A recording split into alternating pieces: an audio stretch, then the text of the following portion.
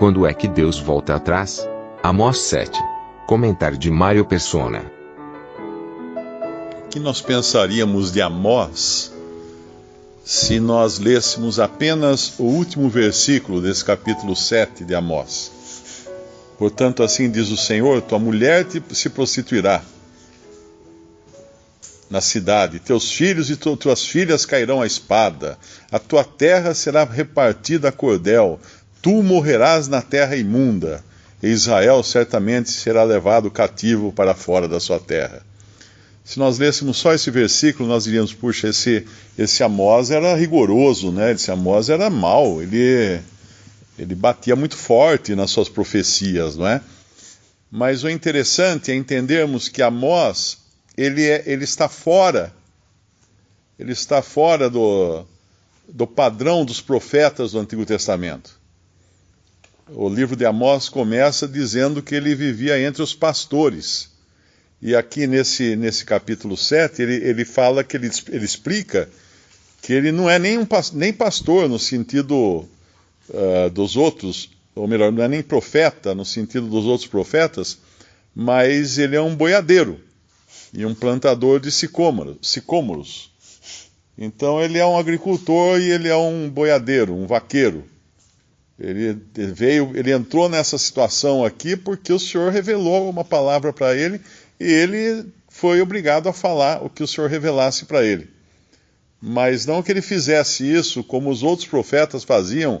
Os outros profetas tinham até servos para caminhar com eles, para ajudá-los, fazer a comida, para aprender deles. Eram discípulos dos profetas, como nós vemos Elias e Eliseu também que tinham. Mas esse aqui não, ele simplesmente entrou assim na história e já foi profetizando. Mas se nós lêssemos só esse último versículo, pensaríamos errado dele, que ele fosse uma pessoa rigorosa. Mas quando nós lemos o começo do capítulo 7, nós vemos quão amoroso ele era, porque ele não era só um profeta, ele era um intercessor. Ele intercedia, quando o Senhor falava que ia fazer algo, ele intercedia, ele era audacioso o suficiente para se interpor entre o Senhor e o povo que merecia juízo. E é basicamente uma figura de Cristo fazer isso, porque o que o Senhor fez foi se interpôs entre Deus e nós, e intercedendo por nós. E ali então nos versículos 1 em diante, Jeová, o Senhor, diz a ele que ia formar gafanhotos, uma praga de gafanhotos, né?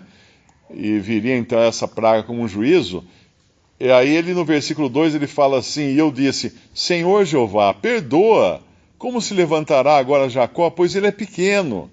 Então o Senhor se arrependeu disso. Não acontecerá, disse o Senhor. Olha que homem, né? Que amor, que misericórdia, que intercessão. Isso nos mostra o poder da intercessão também. O nosso Deus não é um Deus tirano, que não tem os seus ouvidos atentos aos seus servos, e no nosso caso, aos seus filhos. Então nós podemos sim e devemos interceder com sabedoria diante de Deus quando nós vemos que uma situação vai se complicar para alguém. Ali no versículo 4, o Senhor fala para ele, mostra para ele que vai trazer mais um juízo por meio do fogo e consumir o grande abismo, também queria consumir a terra. Então eu disse, Senhor Jeová, cessa agora, como se levantará Jacó, pois ele é pequeno. Mais uma vez ele entra no meio, ele entra na frente e intercede por Jacó. E aí, no versículo 6, fala que o Senhor se arrependeu disso. E então no versículo 7, o Senhor vai falar que vai passar, levanta o seu prumo e tal, e nunca mais passarei por ele. Ele fala, meu povo de Israel, no versículo 8, eu porei o prumo no meio do meu povo de Israel, nunca mais passarei por ele, mas os altos de Isaque serão assolados, destruídos, os santuários de Israel, e levantar-me-ei com a espada contra a casa de Jeroboão. Agora aqui ele não intercede, porque certamente Jeroboão Era um idólatra que estava levando o povo para a idolatria, e tudo aqui tinha a ver com necessidade de juízo. Só que agora entra no meio da história um outro sacerdote aqui, que não é um sacerdote de Deus, é um sacerdote de Betel. Betel foi aquele lugar onde Jeroboão levantou um altar para deuses estranhos, para ídolos. E, claro, totalmente fora da vontade de Deus, e ele então estabeleceu sacerdotes para si. E é esse Amazias aqui que entra no meio da conversa e manda dizer a Jeroboão que Amós está conspirando contra ele. E no versículo 11 ele fala do que teria dito Amós: Jeroboão morrerá à espada, Israel certamente será levado para fora de sua terra em cativeiro. O que realmente iria acontecer? Israel seria, sim, levado para cativeiro, e até hoje nós não sabemos mais onde estão essas 10 tribos que foram levadas embora em cativeiro. Agora, o que esse Amazias fala é para Amós, tipo assim, vai cuidar da sua vida, vai cuidar da sua vida, deixa aqui o Jeroboão, deixa o rei sossegado. No versículo 12, vai-te, ó vidente. Ele chama de vidente Amós. Foge para a terra de Judá, ali come o pão e ali profetiza. Como quem diz, vai lá onde é o seu lugar. Mas em Betel daqui por diante não profetizarás mais, porque é o santuário do rei e a casa do reino. É o santuário do rei, não é o santuário de Deus ali. Era o santuário do rei.